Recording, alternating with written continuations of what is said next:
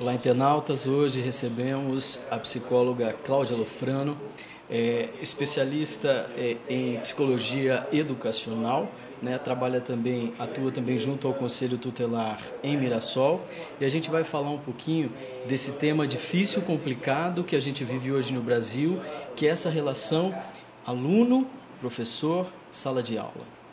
Cláudia, obrigado pela tua presença. Eu que agradeço. Legal. Vamos começar falando, né? A gente teve um caso aí recente, que foi esse caso de Suzano, que levantou mais uma vez esse tema, esse problema que enfrentam alunos, professores, família, sociedade em geral. Como é que você, com esse olhar que você tem da psicologia, que atua diretamente nisso, como é que você vê essa situação? Qual é o ponto de tudo isso? Bom, é uma situação que, primeiro, não cabe uma análise simplista. É fácil você dizer que o garoto era um usuário de droga, tinha problemas mentais, precisava ser tratado com psicólogo e não foi, né? Então, assim, é muito tranquilo você responsabilizar um indivíduo por um problema que não é só do indivíduo. O Conselho de Psicologia há muitos anos vem brigando para que se tenha, obrigatoriamente, para que se tenha uma lei que tenha um psicólogo por escola. Isso é fundamental, né? É muito importante. Fundamental. No frigir dos ovos desse acontecimento em Suzano, um deputado protocolou um novo pedido para um projeto de lei nesse sentido. E aí eu tive acesso ao projeto, e é um projeto muito equivocado, porque é um projeto que prevê um psicólogo por escola, atendimento clínico aos alunos. Aí eu diria para você que é a mesma coisa que enxugar gelo.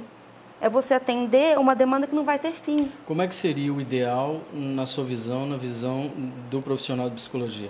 O profissional que atuar dentro da escola, ele tem que atuar como psicólogo escolar. Então, ele não deve olhar para cada indivíduo dentro da escola. Sim. Ele deve olhar o que a escola está fazendo por esses indivíduos. Sim. O que a sociedade está fazendo, que contextos que eles vêm, né? De onde eles vêm, qual a história deles, o que eles estão vivendo ali na escola, como eles estão vivendo os processos de aprendizagem, né? Como a equipe pode ajudá-los. Então, o psicólogo escolar, ele trabalha muito mais próximo da equipe, professores, coordenadores, direção, gestão, do que fazendo um atendimento individual. É evidente que é possível ser feito um atendimento de um aluno para... O psicólogo ser aquela figura de confiança que ele vai desabafar.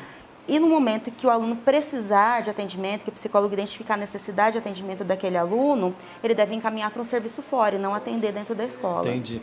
E, por exemplo, a participação da família, a atuação, por exemplo, a direção da escola faz toda a diferença numa ação dessa, não faz? Com certeza. Com toda certeza.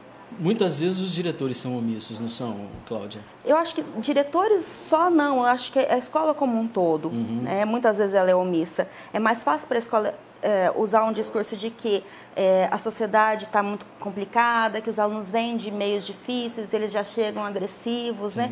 A gente tem que ver que parte da agressividade vem de fora, que parte está sendo produzida nas relações na própria escola. Né? Muitos professores reclamam que os alunos não respeitam, e às vezes a gente precisa olhar se realmente esse aluno está sendo respeitado lá dentro. Por exemplo, você tocou num ponto interessante, o desrespeito do aluno com o professor. Existe o desrespeito do professor com o aluno, do diretor com o aluno? Isso acontece? Muitas vezes. Porque a gente não ouve, né? Isso. Não, a gente ouve o discurso de que o aluno agrediu, a gente não vê o que aconteceu para ele agredir. Evidentemente que tem alunos que têm problemas graves psiquiátricos, que têm problemas que são muito agressivos, tem alunos que realmente o aluno é um problema, mas existem situações, mesmo com esses alunos, que com um manejo adequado da escola podem ser minimizadas. Agora, vou tocar num outro ponto. A formação dos professores, a qualidade dos professores que estão em sala de aula hoje, também atende a essas necessidades, está a essa altura? Ou também os professores têm problemas? Olha, eu sou uma pessoa que defende muito a classe dos professores, eu tenho muita admiração pelos professores. Então, eu detesto responsabilizar os professores, mas eu acho que não é oferecido a eles o que eles precisam. Cobra-se dos professores que eles sejam especialistas em um monte de coisas, né? E o foco deles realmente é ensinar. E com um salário pífio que paga, né? Pois é. Sem contar isso, né? Às vezes a pessoa tem que fazer 3 jornadas, manhã, tarde e noite, para conseguir ter um salário ruim e sem estrutura para trabalhar ainda, né? Com alunos ruins, que também não estão interessados, que também têm os seus problemas. Quer dizer, a escola vira uma válvula de escape para tudo, né? E você vê assim que existem professores que, a despeito da formação deles, eles têm um olhar tão diferenciado, principalmente a inclusão, que eu trabalho muito com a questão da inclusão. Tem professores que não têm nenhum tipo de ajuda, eles fazem a inclusão de uma forma muito tranquila, pela aceitação. Né? Eu olho para aquele aluno e falo, esse aluno é meu. Então, ele está na minha sala, eu vou fazer tudo o que eu puder por ele. Sim. Então, assim, a formação dos professores, ela precisa passar por uma revisão. Porque hoje as faculdades de pedagogia formam professores para lidar com um aluno que não existe mais. Eu acho que tem conhecimentos que são clássicos e que têm que permanecer. Porque hoje o aluno tem acesso à informação de todas as formas. Ele recebe informação pelo computador, pela televisão, tem livros que são voltados para ele, tem revistas que são voltadas para ele. Mas o conhecimento clássico, ele só vai receber na escola. Ele recebe informação fora. Sim. O conhecimento local é a escola. Então, é importante que a escola mantenha esses conteúdos clássicos, que ele não vai ter acesso em outro lugar. Essa forma de aprender seguindo etapas, porque hoje tem que ser tudo muito rápido. Então, o aluno não tem paciência desse tempo na escola. E eles não gostam mais de ler também, né? Não. Cláudia, está muito difícil. A gente observa isso não só no ensino fundamental, médio, mas também no ensino superior. Sim. Né? Eles não querem fazer uma pesquisa, não querem...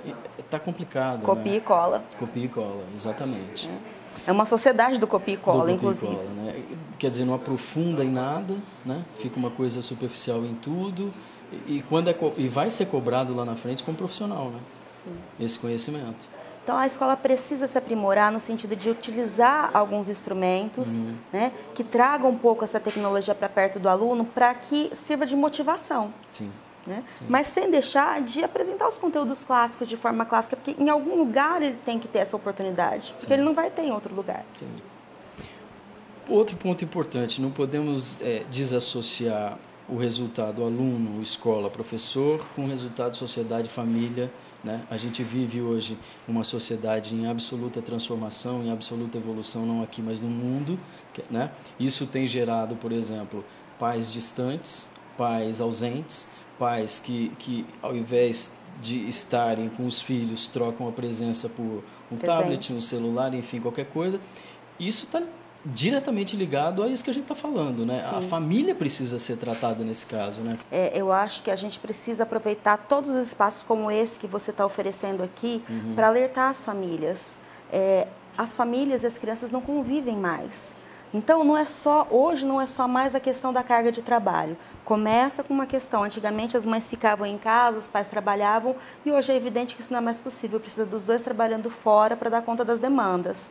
Mas hoje não é só isso mais. Hoje os pais trabalham fora os dois, ficam o dia todo distantes da criança, a hora que chegam em casa, faz 30 coisas ao mesmo tempo, janta, arruma a cozinha, tudo, e a hora que todo mundo acabou de jantar, está cada um no seu celular. Né? Os adolescentes, principalmente, passou de 10, 11 anos, eles se fecham no quarto, né? Eu falo que eles constroem trincheiras, e os pais não tentam avançar essas trincheiras. Então, a partir do momento que ele chega em casa, ele fecha a porta do quarto, esse quarto que abre uma janela para o mundo, que é o computador ou o celular. Ele pode perder um filho dentro de casa, né? Sim. Escola particular e escola pública, os problemas são diferentes? Existem problemas que são muito diferentes e problemas que são semelhantes. Né? Por exemplo, a questão do ambiente socioeconômico na escola pública interfere um pouco mais. São alunos que sofrem um pouco mais, que vêm de realidades assim, de ter necessidades básicas que não são atendidas. Nós vivemos num país muito desigual, né? Então, na escola, hoje em dia, na escola pública, tem muitos pais que têm condições financeiras boas, mas não têm condição de pagar uma escola particular. Entendi. Mas tem crianças que vivem situações de extrema vulnerabilidade e que estão lá dentro da escola, né? E que você precisa acolher, você precisa ajudar, né? De tantas maneiras. Tem que pensar num serviço de assistência social para a família. Eu já vi diretor de escola pública arrumar até emprego para a mãe, enfim, para tentar ajudar de alguma forma essas famílias. Entendi. Agora, algumas situações são comuns. É engraçado, por exemplo, tanto existe a superproteção na escola pública, né, de mães que presenteiam muito, nem que seja um presentinho de R$1, mas que todo dia está presenteando e que não é uma coisa legal, quanto na privada. E existe criança da escola privada que sofre profundo abandono. Uma casa muito rica e fica sozinha dentro de casa. É a presença, né, Cláudia? Não tem a presença. Porque... Tem todos os presentes mais caros do mundo, mas está sozinho. Continua sozinho e vazio, né? Isso então, é muito triste. Algumas coisas, assim, alguns jeitos de lidar são muito parecidos, não tem essa diferença tão grande. A disciplina, muitos pais hoje ficam até assim, puxa, vou dar limites para o meu filho, vou deixar fazer tudo. A disciplina é fundamental numa educação, Cláudia? É fundamental. É preciso saber dizer não? É fundamental saber dizer não, sem culpa. Porque assim, a gente vive assim, estamos aí nos netos e bisnetos da ditadura. Então tivemos, né, tem pais hoje que tiveram pais severos ou que passaram por situações difíceis. Uma das coisas que mais me incomoda, a hora que eu estou orientando pais, eles me falam assim, eu quero dar para o meu filho tudo que eu não tive. Essa frase, ela é horrível, porque aquilo que você não teve te ajudou a ser quem você é. Então, é importante que tenha coisas que você não teve. Perfeito. É fundamental. Não ter as coisas também é bom. Não ter as coisas também é bom, porque você vivencia frustração. Hoje, a gente está num fenômeno nas escolas que está impressionante, além de um aumento significativo. Parece que eu vi dados em termos de 3% nos últimos 2 anos de suicídio em adolescentes. Nós temos agora na escola um monte de notícia de cutting, que são os adolescentes que se cortam. Né? Que muitos casos são encaminhados para o Conselho Tutelar como se fosse uma tentativa de suicídio. E não tem uma relação direta com suicídio. Né? É como se ele tivesse uma dor tão grande que para aliviar essa dor ele se corta, que aí transfere a dor para a dor física e alivia. Isso é uma busca de atenção também? De certa forma tem um abandono por detrás. Tem um abandono por detrás. Né? E tem o abandono também faz com que alguns pais não consigam frustrar os filhos. Não sabe dizer não, né? Eu já não fico junto, eu já não dou atenção, então deixa fazer o que quer. E até me corrija, eu acho que o filho também espera do pai o limite, né? Espera de um pai uma referência, espera de um pai um não, um sim, o porquê disso, o porquê daquilo. E hoje a gente não vê isso. O pai às vezes tem medo. Sim. Sim. A gente está vendo, pelo menos converso com vários pais, a gente presencia pais reféns de pré-adolescentes. Sim, não precisa ser pré-adolescente. Um pai já me consultou porque a menina de 6 anos, ele trocou o carro e ela não gostou. E ele estava querendo trocar de novo para fazer a vontade da menina. E não era uma família rica. Meu Deus então, do céu. A questão é que os pais acham que tem algum jeito certo de educar os filhos que eles não sabem bem qual é. Eles acham que vai ter algum lugar que vai explicar para eles, e não tem. Né? O jeito certo é o jeito com os valores da sua família, com aquilo que você acredita. E contrariar as crianças é fundamental na educação delas. Toda criança de 2 a 4 anos, mais ou menos, ela vai fazer birra. Porque é uma forma de expressão. Ela está querendo construir a autonomia dela, aprendeu a andar, ela aprendeu a falar. Então, ela quer descobrir que ela faz um monte de coisa sozinha. Sim. Então, quando ela é contrariada, ela vai fazer birra, ela vai chorar, ela vai se jogar no chão. Ótimo, é uma forma de protesto que é direito da criança fazer a birra.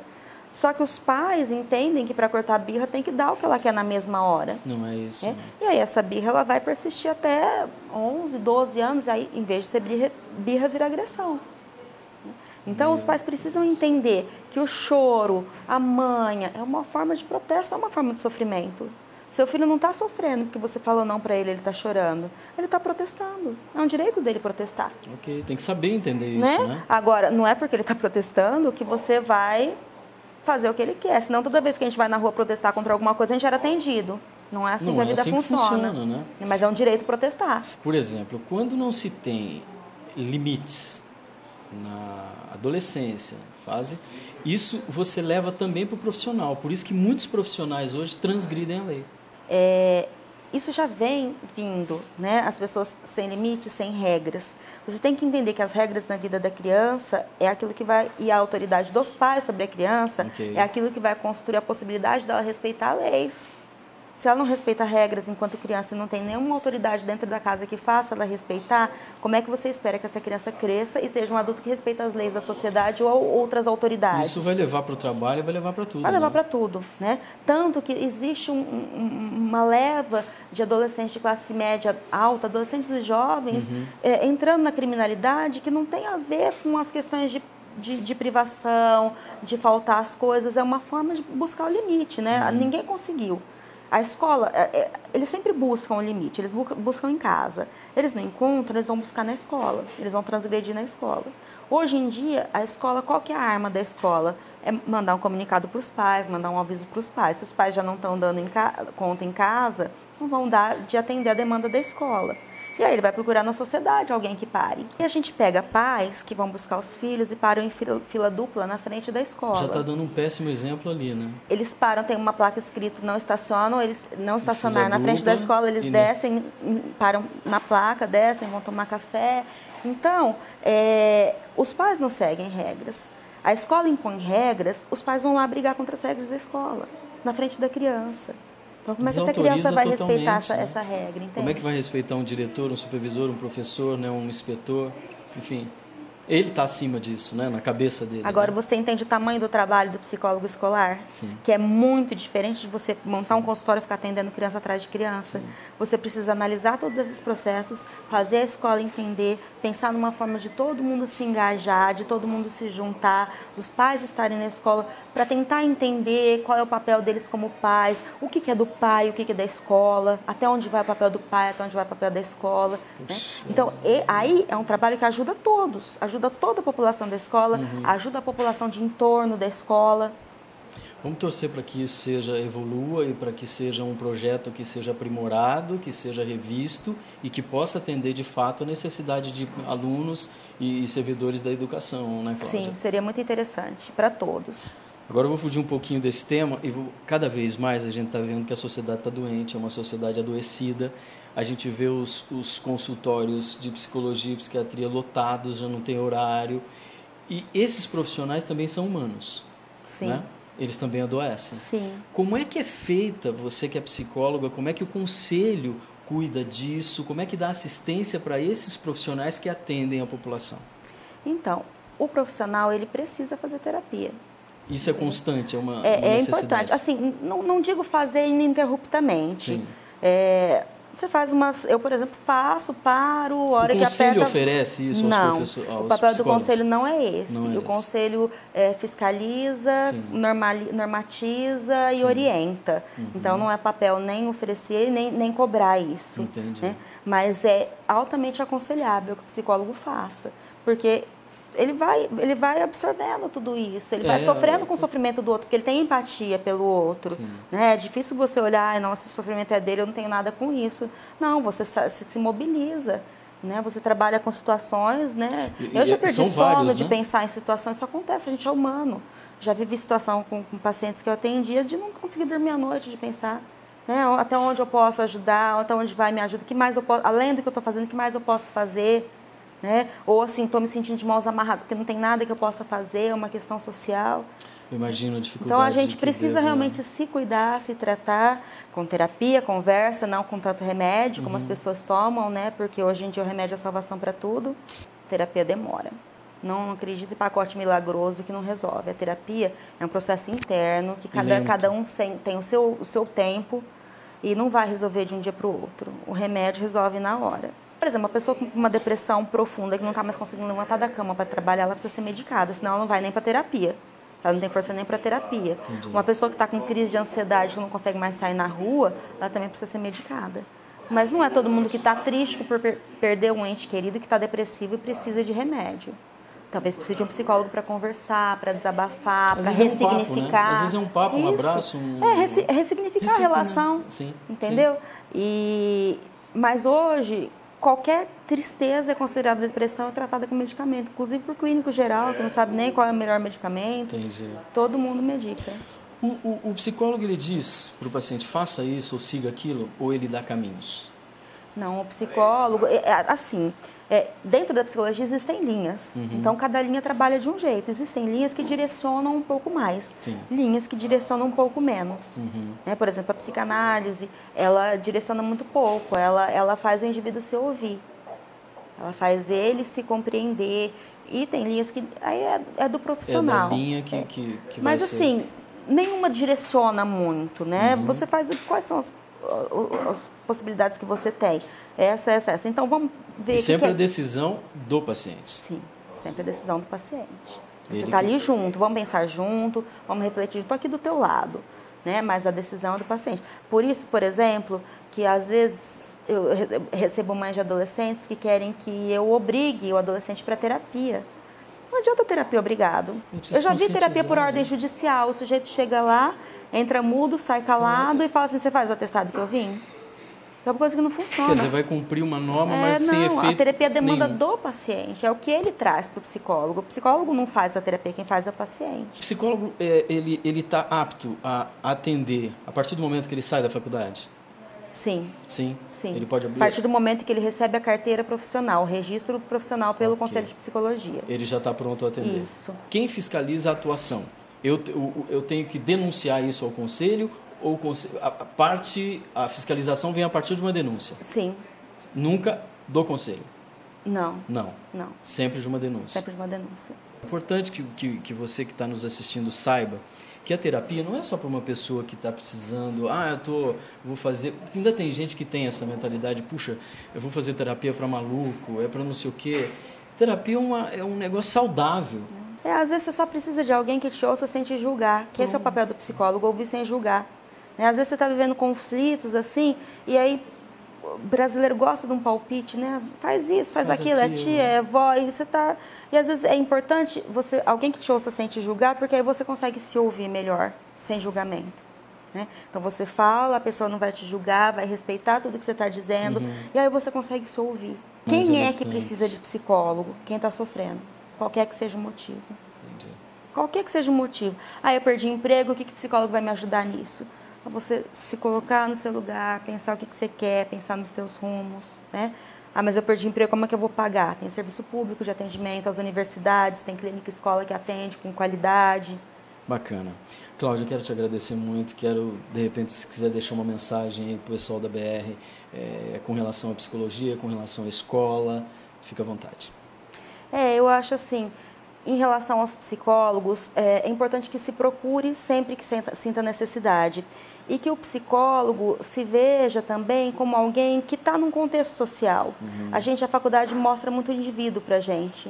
Né? E a gente tem que olhar que esse indivíduo ele tem um contexto social que ele vive, ele tem um contexto econômico. Né? Então o psicólogo precisa se aproximar um pouco mais disso para ter uma noção de quem é essa pessoa que está ali pedindo ajuda. Ele vai conseguir ajudar melhor se ele olhar esse indivíduo no contexto que ele se insere. Aproveitando isso, vou fazer uma última pergunta a você. Hoje a gente está com ânimos acirrados no país, né? Todo mundo muito radical, né? A pessoa não sabe respeitar a posição do outro, a individualidade, ou, enfim, a opção política do time de futebol, enfim. E é importante que a pessoa respeite o diferente, porque Sim. É com o diferente que ele cresce, não é com o igual.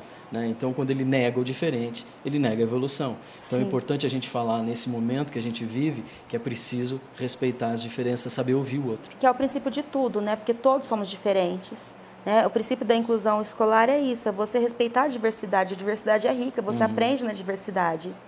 Né? E na sociedade é a mesma coisa. Eu acho que essa questão das redes sociais acirraram muitas polarizações. Sim. Né? O teclado é a arma mais poderosa que existe, porque ele te garante o anonimato. Você fala o que quiser, você está escondido atrás de uma tela, né? Então você pode ofender a pessoa que pensa diferente de você, você pode detonar o sujeito, você pode soltar uma notícia falsa sobre ele, é uma arma poderosa, né? Então acho que é importante você tentar saber as verdades, procurar entender o outro, saber por que ele agiu assim, em vez de julgar e de condenar. E ninguém está 100% com a verdade, né? Não existe. A verdade não existe, né? Existe. A verdade ela é um ponto de vista. É um ponto de vista. Então, isso é importante que fique claro, né? Se você não concorda, respeite. Se você não concorda, ouça. Porque o que ele vai te dizer pode te ajudar, pode mudar o teu ponto de vista, assim como o seu pode mudar o dele. A gente tem filtro, né? Você pode ouvir tudo, não precisa ficar com tudo para você. Exatamente. Né? Você ouve, respeita, o que você aproveita, inclusive de crítica, né? Você ouve Sim. a crítica, aquilo que você aproveita, você muda, aquilo que não aproveita, você descarta. Bacana. Cláudia, mais uma vez, muito obrigado pela tua presença. Eu que agradeço a oportunidade. BR está sempre aí à disposição para o que você precisar. Tá, tomara que vocês consigam aí atuar de forma efetiva nas escolas, auxiliar os alunos, pais, professores, enfim, os profissionais da educação que são fundamentais para a vida de todos nós. Sim. Valeu? A você, internauta da BR, obrigado, compartilhe esse conteúdo, a gente se vê na próxima.